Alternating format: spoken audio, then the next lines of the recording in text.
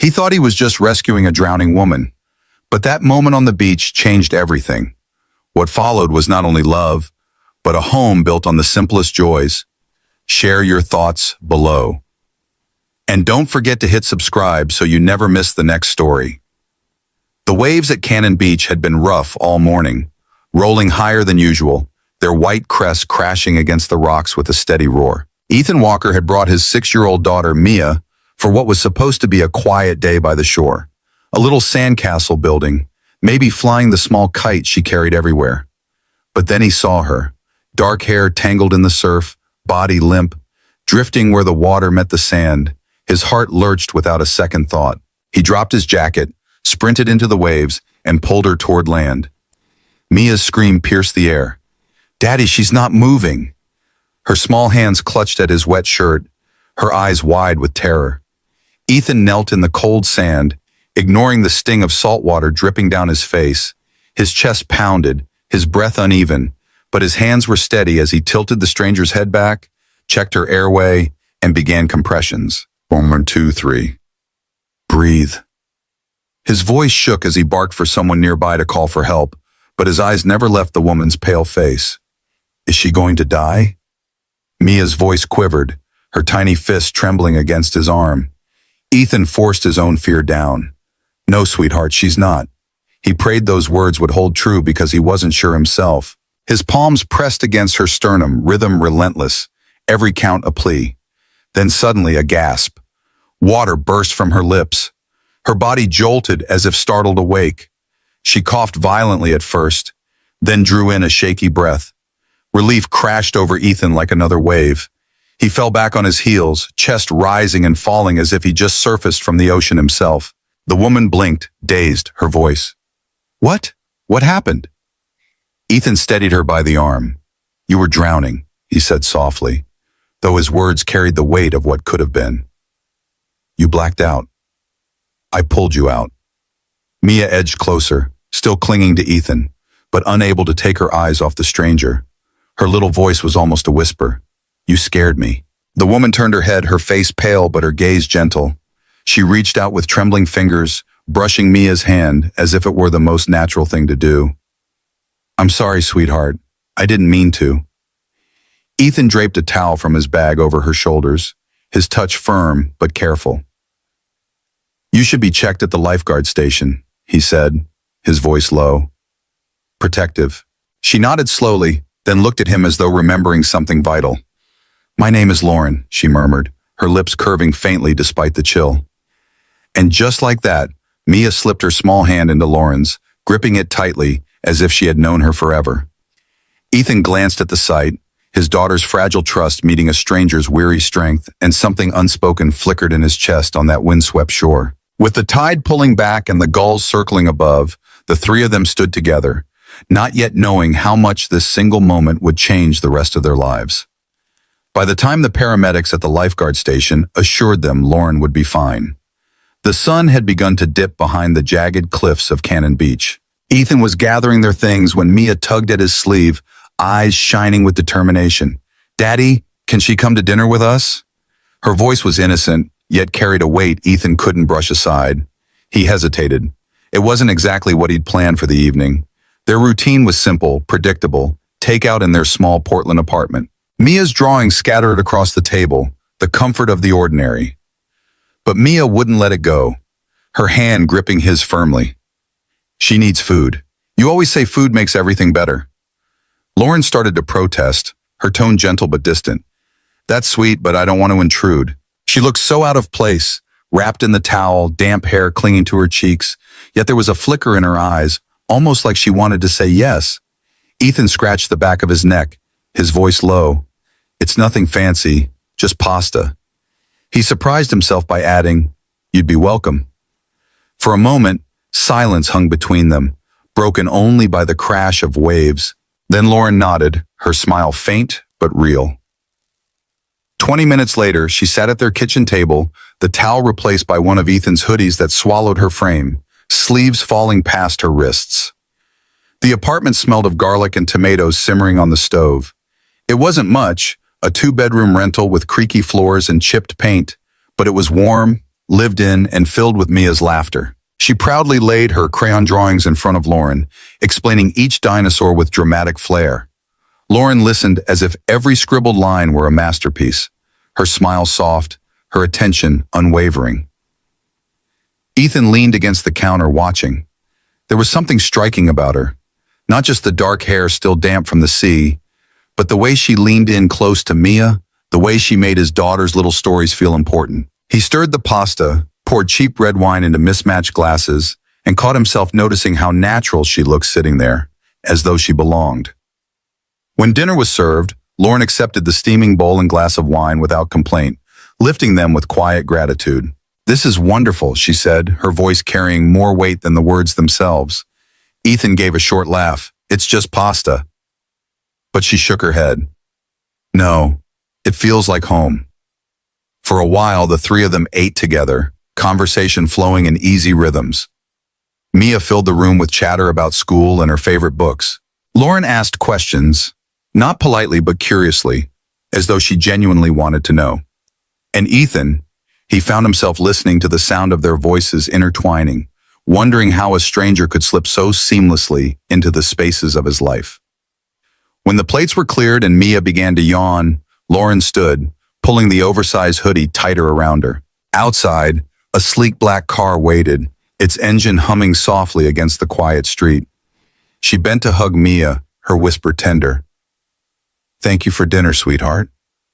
Mia's eyes lifted. "Hopeful, you'll come back, right?" Lauren hesitated, then glanced at Ethan. "If your dad lets me." He opened the door, his voice steady. "You're welcome anytime." She paused at the threshold, turning back one last time. Her gaze held his, something unspoken, flickering in the dim kitchen light. "You saved my life tonight," she murmured. Her words lingered, almost a confession, not just from the water, but when I needed to be saved. Ethan's chest tightened, unsure what to say, unsure why those words unsettled him the way they did. Then she was gone. Stepping into the night, the door clicked shut, leaving behind the faint echo of her voice and the undeniable sense that this dinner, this small, ordinary evening, was anything but ordinary. 3 days passed, and Ethan tried to push the memory of that night into the background, but it lingered.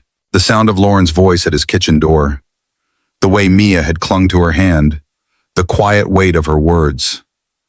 "You saved me when I needed to be saved." He told himself it had been a single evening, an interruption in their simple rhythm. Yet every time Mia drew a new picture, she asked if they could show it to Lauren. Every time Ethan reached for the jar of pasta, he remembered how she had smiled over their mismatched glasses of wine. By the third morning, he was back on site, hammer in hand, sweat beading across his brow as the old brownstone creaked under the strain of repair. Dust clung to his shirt, the air filled with the scent of sawdust and plaster. He was halfway through installing drywall when his phone buzzed, number unknown for a second. He considered ignoring it, then something in his chest told him to answer. "Ethan Walker," he said, pressing the phone to his ear. There was a pause, then a voice, soft, careful, and immediately familiar. "It's Lauren, from the beach." His heart jolted in a way he hadn't expected. "Yeah, I remember. I was hoping I could talk to you." Her tone carried hesitation, as though she wasn't used to asking for anything. Ethan wiped his dusty hands on his jeans, glancing around the unfinished room. "Now's not great. I'm on a job. Then I'll come to you." He blinked. "Surprised? You don't even know where I am. Text me the address, please." An hour later, a black SUV rolled up to the curb, gleaming against the grid of the neighborhood. Ethan stepped outside, arms crossed, dust still clinging to his hair. Lauren emerged, dressed in tailored slacks and a silk blouse that looked impossibly out of place among the cracked sidewalks and piles of nails. Yet she walked with purpose, careful where she placed her heels, as though determined not to let the contrast define her. "You didn't have to come all this way," Ethan said, pulling off his gloves. "I wanted to." She looked around the site, her gaze moving across the exposed beams and broken windows. "Is this what you do full-time when the work's steady?" he replied. She stepped closer, lowering her voice. "I came to thank you properly. That night, I wasn't thinking clearly. I left too quickly. I never asked if you were okay." Ethan leaned against the frame of the door, studying her. I was fine, not shaken, not even a little. He looked down at his callous hands. I've seen worse. Something flickered in her eyes, but she didn't press. Instead, she drew a quiet breath. Would you let me take you and Mia out to dinner? He raised an eyebrow. You tracked me down just to offer dinner. She gave a small laugh, almost embarrassed. I know how that sounds. Maybe I feel guilty. Or maybe, she hesitated, then met his gaze. Maybe I just want to see you both again for a moment. Ethan said nothing. Ethan. The city hummed around them, a car horn in the distance, the scrape of wood against metal. He thought of Mia's face when she'd asked if Lauren would come back. He thought of the way Lauren had listened, really listened, at their little kitchen table. Finally, he exhaled slowly, a wry smile tugging at the corner of his mouth. All right, dinner. Her shoulders eased, relief softening her features. Saturday night, Saturday works, he said, brushing plaster dust from his shirt. But fair warning, it won't be a steakhouse. Lauren's smile widened, something genuine breaking through the polish. Good. I wasn't thinking steakhouse anyway. And just like that, the door to something more creaked open, fragile, but undeniable. Right there on the steps of an old Portland brownstone. Saturday came with skies clear enough to make Portland feel softer than usual. The kind of day when families spilled into parks, music drifted through the air, and food trucks lined the streets like a carnival. Ethan wasn't sure why he'd agreed. Maybe it was Mia's excitement. Maybe it was the way Lauren's voice had carried something more than guilt when she asked. Whatever the reason, he found himself walking hand in hand with his daughter toward the chaos of Lincoln Park. Lauren was already there, waiting near a taco stand, her hair loose and windswept, a cup of lemonade in each hand. She looked nothing like the woman he'd pulled from the water, and yet somehow exactly the same, polished but present, out of place but unbothered. When Mia spotted her, she broke free from Ethan's hand and raced forward. Lauren crouched down to meet her, offering the lemonade with a grin. I already found the best churros. Want to help me find the worst hot dog? Mia giggled, nodding with the kind of energy only a 6-year-old could carry. Ethan caught up, shaking his head as he took the second cup. You don't seem like the kind of person who eats food off a paper plate. Lauren's smile tilted, amused. You don't seem like the kind of man who installs drywall with perfect seams. But here we are.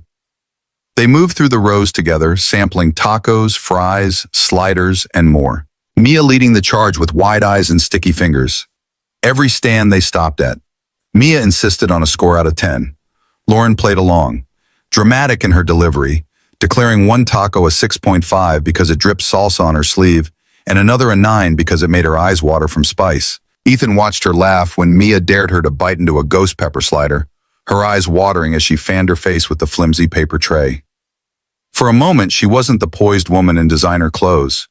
She was just someone willing to be messy, to be real.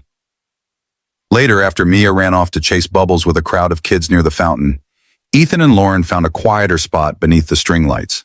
He studied her for a moment, arms folded across his chest. You always have a driver waiting, tailored suits, expensive shoes, and you don't exactly blend in at a food truck festival. She glanced down at the grass, then back at him.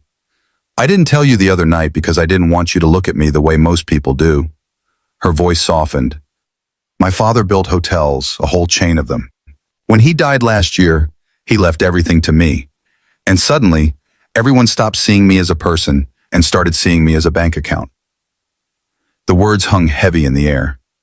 Ethan didn't flinch, didn't lean closer, didn't back away. He just let the silence stretch before speaking. I don't need your money. Lauren, I know, she whispered, her eyes holding his. Across the park, Mia's laughter rang out as she spun in circles with the bubbles, carefree and oblivious to the weight of adult truths. Ethan followed the sound for a moment, then looked back at Lauren.